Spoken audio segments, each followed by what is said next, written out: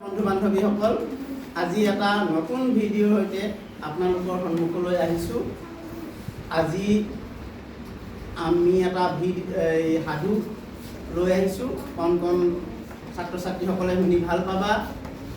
আৰু সাধুটোৰ নাম হৈছে এজন বুদ্ধিয়ক চিকিৎসকৰ কাহিনী। চিকিৎসক মানে কি বাৰু? ডাক্তৰ। ডাক্তৰ ইংৰাজী শব্দ, অসমীয়াত চিকিৎসক। ঠিক আছে, এতিয়া সকলোৱে সাধুটো শুনিবা। আৰু সাধুটো যদি সকলোৱে ভাল পায়, লাইক, কমেণ্ট আৰু শ্বেয়াৰ কৰিব, আৰু সকলোৱে যাতে ছাবস্ক্ৰাইব কৰি দিয়ে। ঠিক আছে, তেনেহ'লে আমি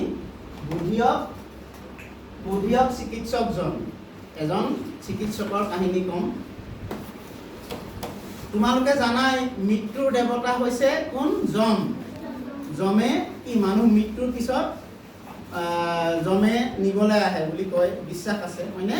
সেই যম ৰজাৰ এসময়ত কি হৈছিলে, তেওঁ নিজৰ জীৱনটোৰ প্ৰতি বিৰক্তি লাগিছিলে।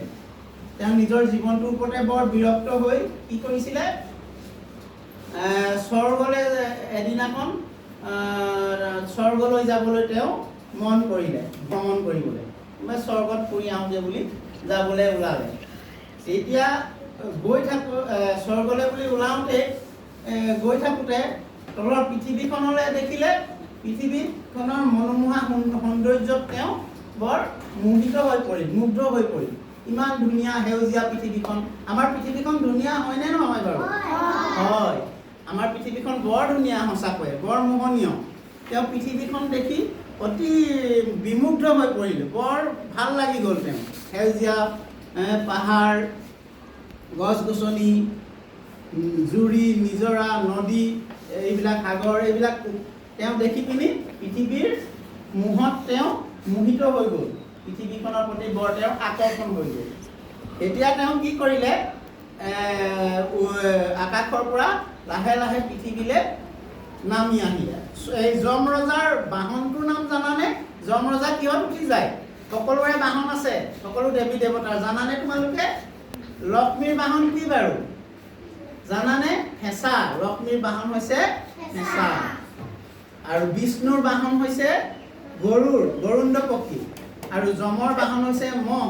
যম এটা মহৰ পিঠিত উঠি ফুৰে। আৰু আমাৰ শিৱ মহাদেৱৰ বাহন হৈছে বলদ গৰু। ঠিক আছে, সেই যমে মহৰ পিঠিত উঠি যেতিয়া আহিলে, পৃথিৱীত নামি আহিছে, পৃথিৱীৰ সৌন্দৰ্যই তেওঁক আকৰ্ষণ কৰিলে। তাৰপিছত তেওঁ দেখিলে এজনী গাঁৱলীয়া ছোৱালী মূৰত এটা কলহত পানী ভৰ্তি কলহ লৈ ঘৰলৈ বুলি গৈ আছিল। আৰু যম ৰজাই সেই ছোৱালীজনী দেখি মুগ্ধ হ'ল আৰু তাইৰ লগত চিনা পৰিচয় হ'ল। আৰু যমে তেনেকৈ তেতিয়া পটককৈ অহা নাই, লাহেকৈ তেওঁ এজন ডেকা ল'ৰা, ধুনীয়া ডেকা ল'ৰাৰ ভেকশ্যন ধৰিলে, ৰূপ ল'লে। আৰু তেওঁ ছোৱালীজনীৰ সন্মুখত আহি উপস্থিত হ'লহি। আৰু ছোৱালীজনীৰ লগত কথা বতৰা পাতিলে। আৰু ছোৱালীজনী বিয়া কৰাম বুলি কোৱাত ছোৱালীজনী সন্মত হৈছিল। আৰু ছোৱালীজনী বিয়া কৰাই তেওঁ যম ৰজাই পৃথিৱীতে থাকি গ'ল। কিছুদিনলৈকে খুব ভালদৰেই কটালে তেওঁলোকৰ, মানে যমেও তেওঁৰ কামৰ বিৰক্তি পাইহে পৃথিৱীলৈ আহিছিল, আমনি পাই গৈছিল তেওঁ সদায়। যম ৰজাই এইবোৰ কি কৰে, পাপ পুণ্য বিচাৰ কৰে, নহয়নে? মানুহবোৰ শাস্তি দিয়ে অধৰ্মী পাপীবিলাকক। তাৰপিছত তেওঁ এই পৃথিৱীতে ছোৱালীজনী বিয়া বাৰু কৰি তাৰপৰা কিছুদিন সুন্দৰভাৱে কটালে। আৰু সেই ছোৱালীজনীৰ নাম আছিলে ৰাধিকা। তেওঁলোকৰ কিছুদিনৰ পিছত এজন সন্তান হ'ল। সেই সন্তানজনৰ নাম তেওঁলোকে দিলে গিৰিশ ৰাখিলে। ল'ৰাটোৰ নাম ৰাখিলে গিৰিশ। কিন্তু এটা কথা, কেঁচুৱাটি যেতিয়াৰ পৰা গিৰিশ ডাঙৰ হৈ আহিবলৈ ধৰিলে, লাহে লাহে ৰাধিকাই অৰ্থাৎ ছোৱালীজনীয়ে যম ৰজাক বিশেষ গুৰুত্ব নিদিয়া হ'ল। অনবৰতে তেওঁ কেঁচুৱাটোৰ লগতে বা শিশুটিৰ লগতে তাৰ লগতে তাকে লালন পালন কৰে বা তাকে বেছিকৈ গুৰুত্ব দিয়ে। আৰু যম ৰজা ভেকশ্যন কৰিহে আছে ধৰা ডেকা মানুহৰ, তেওঁ নেজানে তেওঁ যেন যম। তেওঁ ভেকচন কৰিলে, বিয়া পাতিছে ধৰা। কিন্তু তেওঁক যেতিয়া গুৰুত্ব নিদিয়া হ'ল, তাৰপিছত সিহঁতৰ মাজত খুব তেওঁলোকৰ মাজত কাজিয়া পেচাল হ'ল। আৰু ৰাধিকাই নানা দাবী দাবা, অমুকটো লাগে তমুকটো লাগে, বজাৰৰ পৰা অমুক আনি দিয়া তমুক আনি দিয়া ক'বলৈ ধৰিলে। আৰু যম ৰজা তাইৰ বকনিত অতিষ্ঠ হৈ পৰিলে। যমৰ ভয়ত জীৱবিলাক থাকে, কিন্তু এতিয়া ওলোটাই এই যমৰূপীয়ে ডেকা মানুহজনে এই ৰাধিকাৰ বকনি শুনি অতিষ্ঠ হৈ পৰিছে। আৰু এইটো আনক, যে মিঠাতেল আনক, দালি আনক, এনেকুৱা কিবা কিবি সেই ফৰমাইজ দি থাকে, দাবী দাবা কৰি থাকে। আৰু ছোৱালীকহে বেছিকৈ বা শিশুটিক গুৰুত্ব দিয়ে, তেওঁলোকৰ সন্তান গিৰিশকে গুৰুত্ব দিয়ে। সেই কথাত যমৰ মনতে বৰ দুখ লাগিলে। তাৰপিছত তেওঁ কি কৰিলে, অধিক উপাৰ্জন কৰিম বুলি তেওঁ কিছুমান ঔষধ প্ৰস্তুত কৰিলে। আৰু তেওঁ এজন চিকিৎসক হিচাপে কাম কৰিবলৈ স্থিৰ কৰিলে। আৰু তেওঁ নিজেই ভালেমান ঔষধ প্ৰস্তুত কৰিলে। আৰু তেওঁৰ ওচৰলৈ যিবিলাক ৰোগী আহিছিলে, বেমাৰী মানুহ আহে, তেওঁলোকক চিকিৎসা কৰে। আৰু ডেকাজন মানে যম ৰজাৰ ভেকচনত আছে, মই তোমালোকক কৈছোঁৱেই, হয়নে? তেওঁ চিকিৎসা কৰি দিয়ে আৰু সোনকালে আৰোগ্য হৈ যায়। তেওঁৰ নামটো গোটেই ফুটি ফাটি গ'ল চাৰিওফালে। ইমান ভাল চিকিৎসক, ইমান ভাল ডক্তৰ, বা যিয়ে নোকোৱা তোমালোকে, আমি ডক্তৰ বুলি কওঁ আজিকালি, হয়নে? ইমান ভাল চিকিৎসক, তেওঁ চালেই বেমাৰ ভাল হৈ যায়। আৰু বহুত মানুহ তেওঁৰ ওচৰলৈ যাবলৈ ধৰিলে। আৰু তেওঁ বহুত চিকিৎসক হিচাপে বহুত টকা উপাৰ্জন কৰিলে। কিন্তু তথাপিও ৰাধিকাৰ মনোভাৱ সলনি নহ'ল। তাই খেচখেচাই থাকে। তাই বৰ খিংখিঙীয়া হ'ল আৰু দন্দুৰী স্বভাৱৰ হৈ গ'ল। আৰু ইটো সিটো লাগে বুলি আমনি কৰি থাকিবলৈ ধৰিলে। তেতিয়া এদিন এই ডেকাৰূপী যম ৰজাই চিন্তা কৰিলে যে ইয়াত থাকিলে, এনেকৈ থাকিলে নহ'ব। অতিষ্ঠ হৈ এদিন তেওঁ খুব সুন্দৰ ৰাতিপুৱা তেওঁ অন্তৰ্ধান হৈ গ'ল, নাইকিয়া হৈ গ'ল। তেওঁ নিজৰ যম ৰূপলৈ গুচি গ'ল। তেওঁ নিজৰ যম ৰূপলৈ যেতিয়া গুচি গ'ল, ইফালে কিন্তু ৰাধিকাই বৰকে বিচাৰ পোচাৰ কৰা নাই। গ'ল আৰু তেওঁ গুৰুত্ব দিয়া নাই। ৰাধিকা নামৰ মানুহগৰাকীয়ে তেওঁ নিজৰ ল'ৰাটোৰ লগতে ব্যস্ত, গিৰিশৰ লগতে ব্যস্ত।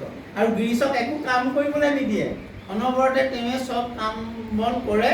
আৰু গিৰিশে অনবৰতে খাই বৈ শুইহে থাকে। আৰু বৰ ধুদৰ পচলা হৈ গ'ল, অকামিলা হৈ গ'ল। অনবৰতে যদি একো কাম বন নকৰে, ঘৰতে সোমাই থাকে, এলাহ হয় নাই? তোমালোকে কাম বন নকৰি ঘৰতে বহি থাকিলে এলাহ লাগে নাই? তেনেকৈ গিৰিশৰো সেই তেনেকুৱাই হ'ল। গিৰিশ লাহে লাহে ডাঙৰ হৈ আহিছে, কিন্তু তেওঁ বৰ এলেহুৱা হৈ পৰিছে। আৰু অৱশেষত তেওঁ সদায় মাকৰ ওপৰতে নিৰ্ভৰশীল। মাকে যি পায় আনে, যি পায় খুৱায়। আৰু মাক নহ'লে তেওঁ এখন টেকো থাকিবই নোৱাৰে। গতিকে মাকে তেওঁৰ আলপৈচান ধৰি আছে। কিন্তু গিৰিশ ইতিমধ্যে ডেকা হ'লগৈ। আৰু মাকে এদিন, মাকৰ অসুখ হ'ল। মাক ৰাধিকাই এদিন গিৰিশক মাতি আনি ক'লে যে তোমাৰ দেউতাৰ এজন ভাল চিকিৎসক আছিলে, তুমিও এজন ভাল চিকিৎসক হ'ব লাগিব। সেইকাৰণে তুমি দেউতাৰে বহুত দৰৱ ঔষধ ইয়াত এৰি থৈ গৈছে। এটা কোঠাত বহুত দৰৱ ঔষধ তেওঁ এৰি থৈ গৈছে। গতিকে তুমি সেইখিনিৰে তুমি চিকিৎসা আগবঢ়াব পাৰিবা মানুহক। তেতিয়া মানুহে তোমাক ভাল পাব। আৰু মই বিচাৰোঁ যে তুমি মোৰ মৃত্যুৰ পিছত যাতে তুমি এজন ভাল চিকিৎসক হিচাপে পৰিগণিত হোৱা। আৰু তুমি মোৰ ওচৰত এইটো প্ৰতিজ্ঞা কৰা। আৰু গিৰিশেও প্ৰতিজ্ঞা কৰিলে যে হয় মা, মই এজন ভাল চিকিৎসক হিচাপে কাম মই আৰম্ভ কৰিম। আৰু ইতিমধ্যে তেওঁৰ গিৰিশৰ মাক ৰাধিকাৰ মৃত্যু হৈছিল। আৰু তেওঁৰ মৃত্যুৰ পিছত তেওঁৰ যিবিলাক ক্ৰিয়াকৰ্ম হয়, সেইখিনি কৰাৰ পিছত তেওঁৰ মনত মাকৰ ওচৰত যিটো প্ৰতিজ্ঞা কৰিছিলে সেইটো মনলৈ আহিলে, হয় মই এজন চিকিৎসক হ'ব লাগিব। আৰু তেওঁ সেই যিটো কোঠাত তেওঁৰ দেউতাক যিজন প্ৰকৃততে যমহে আছিলে, ভেকচনত আছিলে, ডেকা এজনৰ ভেকচনত, তেওঁ সেই ঔষধবিলাক উলিয়ালে। আৰু তেওঁ মানুহৰ চিকিৎসা কৰাত লাগিলে। আৰু কিন্তু এটা কথা, তেতিয়া তেওঁ প্ৰথম অৱস্থাত ইমান চিকিৎসাটো ভাল হোৱা নাছিলে। কিন্তু তেওঁ সদায় চিন্তা কৰি থাকে মোৰ দেউতানো কোন আছিল, মোৰ দেউতাক কিয় বা এৰি থৈ গ'ল, আৰু মোৰ দেউতা ইমান ভাল চিকিৎসক আছিলে, মইনো কেলৈ চিকিৎসক হিচাপে ভালকৈ মই ঔষধ পাতি ৰোগীক দিব পৰা নাই। এইদৰে ভাবি থাকোঁতে এদিন সপোনত যম ৰজাই তেওঁক সপোন দেখুৱালে, বোলে বাছা তুমি চিন্তা নকৰিবা, তুমি এটা কাম কৰিবা, তুমি যিজন ৰোগীৰ ওচৰত ৰোগীক চিকিৎসা কৰিবলৈ যোৱা, ৰোগীৰ বিচনাখনৰ মূৰৰ শিতানলৈ চাবা, মূৰৰ শিতানত যদি মোক বহি থকা দেখা তুমি সেইটো চিকিৎসা নকৰিবা, তুমি তাৰ পৰা আঁতৰি যাবাগৈ, আৰু যেতিয়া মোক নেদেখিবা, তাত মোক নেদেখা, তেতিয়াহে তেওঁৰ চিকিৎসা কৰিবা। বুজি পালানে? তেতিয়া তুমি সফল হ'বা, আৰু তুমি মোৰ কথা মতে কাম কৰিলেহে সফল হ'বা। আৰু হয় তেওঁ ইয়াৰ পিছত তেওঁ যিবিলাক ৰোগীয়ে তেওঁক চিকিৎসালয় মাতে, তেওঁ ৰোগীৰ সদায় বিচনাখনৰ মূৰৰ শিতানলৈ চায়। মূৰৰ শিতানত যেতিয়া তেওঁ দেউতাকক বহি থকা দেখে, অৰ্থাৎ যম ৰজাক বহি থকা দেখে, কিন্তু আনে নেদেখে, তেওঁহে দেখি পায়। তেওঁ যেতিয়া দেখে তেওঁ সেইটো চিকিৎসা, এইজনৰ চিকিৎসা কৰাটো সম্ভৱ নহ'ব, এওঁৰ মানে অন্তিম অৱস্থা, এওঁক মই চিকিৎসা নকৰোঁ বুলি তেওঁ গুচি আহে। আৰু য'ত নেকি যিজন ৰোগীৰ ক্ষেত্ৰত যম ৰজা মূৰৰ শিতানত বিচনাৰ শিতানত বহি থকা নাই, সেইজন ৰোগী তেওঁ চিকিৎসা কৰে গিৰিছে, আৰু সেইজন সোনকালে আৰোগ্য হৈ যায়, ভাল হৈ যায়, আৰু তেওঁৰ নামটো গোটেই চাৰিওফালে বিয়পি পৰিল। গিৰিছে নামটো এনেকৈ ওলাই গ'ল, গোটেই গাঁৱে ভূঞে চহৰে নগৰে বিয়পি পৰিল যে গিৰিছ নামৰ চিকিৎসকজনে যিজন ৰোগীকে চিকিৎসা কৰে সিয়ে ভাল হয়, আৰু যিজনৰ চিকিৎসা নকৰে সি সোনকালে মৰেই। এই কথাটো গোটেই চাৰিওফালে প্ৰচাৰ হৈ গ'ল, আৰু এই কথা যেতিয়া প্ৰচাৰ হৈ গ'ল, সকলো দূৰ দূৰণিৰ পৰা মানুহ আহিবলৈ ধৰিলে, আৰু তেওঁ বহুত ধন টকা পইচা বহুত উপাৰ্জন কৰিলে, বহুত পইচা পালে, তেওঁৰ নামটো বিখ্যাত হৈ পৰিল। আৰু এই কথাষাৰ গৈ ৰজাৰ কাণত পৰিল, সেই ৰাজ্যৰ য'ত গিৰিছে বাস কৰিছিলে, সেই ৰাজ্যৰ ৰজায়ো এই কথাটো শুনিবলৈ পালে। ইতিমধ্যে এদিন ৰজাৰ জীয়েক ৰাজকুঁৱৰী খুব ডাঙৰ বেমাৰ হ'ল, আৰু বেমাৰ হ'লত ৰজাই গিৰিছক মাতি পঠিয়ালে। গিৰিছে গৈ ৰাজকুমাৰীৰ বিচনাত পৰি আছে, শয্যাশায়ী হৈ আছে, আৰু বিচনাৰ শিতানলৈ চালে, দেখিলে যে তাত তেওঁৰ পিতৃ যম ৰজা বহি আছে। তেওঁ দেউতাকক ক'লে যে দেউতা তুমি ইয়াৰ পৰা গুচি যোৱা। নাই, তেওঁ কৈছে মই নাযাওঁ, এই বেছি দিন নাথাকে, এই সোনকালে মাৰি মই লৈ যাব লাগিব, এই মৃত্যু ওচৰ চাপিছে, গতিকে তুমি ইয়াৰ চিকিৎসা নকৰিবা। কিন্তু এতিয়া এওঁ গিৰিছে ক'লে যে মই এতিয়া ৰাজকুমাৰীক যদি ভাল কৰি দিওঁ মোক ৰজাই প্ৰশংসা কৰিব, পুৰস্কাৰ দিব, গতিকে আপুনি সেইটো নিবিচাৰে নেকি? বাৰু ঠিক আছে, মই 3-4 দিনলৈকে নাহোঁ, সেইবুলি যম ৰজা তাৰ পৰা নাইকিয়া হৈ গ'ল, অন্তৰ্ধান হৈ গ'ল। ঠিক আছে, তাৰপিছত তেওঁ ৰজাক ক'লেগৈ যে মহাৰাজ মোক 4 দিন সময় দিয়ক, এই ৰাজকুমাৰীৰ চিকিৎসাৰ কাৰণে মোক 4 দিন সময় লাগিব, 4 দিনৰ পিছতহে ক'ম মই এওঁক বচাব পৰা যাবনে নোৱাৰিম, বচাব পৰা হ'বনে নহ'ব, মই 4 দিনৰ পিছতহে ক'ম। বাৰু ৰজাই ক'লে তুমি যি ভাল দেখা কৰা। তাৰপিছত 4 দিনৰ পিছত আকৌ আহিলে ৰাজকুমাৰীক চিকিৎসা কৰিবলৈ, আকৌ দেখিলে তেওঁৰ দেউতাক যম ৰজা এই ৰাজকুমাৰীৰ মূৰৰ শিতানত বহি আছে।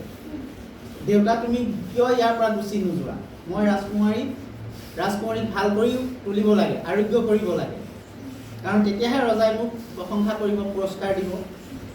তেতিয়া নহয়, যমে তেতিয়া ক'লে যে নাই, মই এই সময় হৈ গৈছে, এইক মই আজি নিবই লাগিব। তেতিয়া এই গিৰিছে এটা মনত বুদ্ধি পানিলে। গিৰিছে আগতে জানেই যে মাকৰ মুখত শুনিছে, মাকৰ বকনি খাই যমে খুব ভয় কৰে।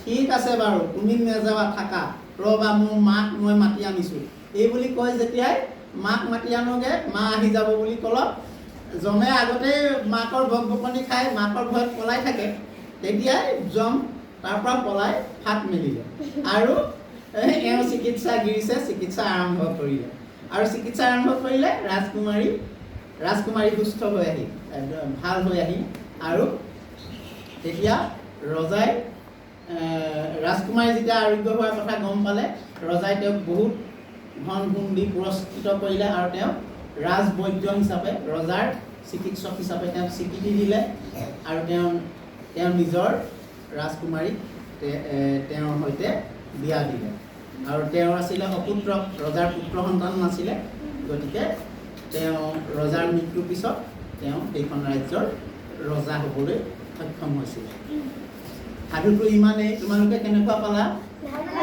ভাল লাগিলে আৰু নমস্কাৰ বন্ধু বান্ধৱীসকল আপোনালোকে যদি কাহিনীটো ভাল পালে তেতিয়াহ'লে লাইক কমেণ্ট আৰু শ্বেয়াৰ কৰিব আৰু মোৰ চেনেলটো ছাবস্ক্ৰাইব কৰি দিব নমস্কাৰ